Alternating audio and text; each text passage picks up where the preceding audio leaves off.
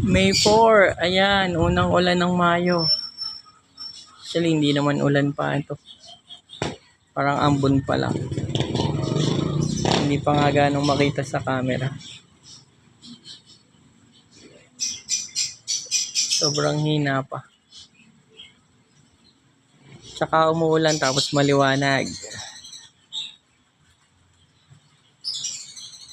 Amoy na amoy yung singaw ng lupa. Singaw yung alimuum.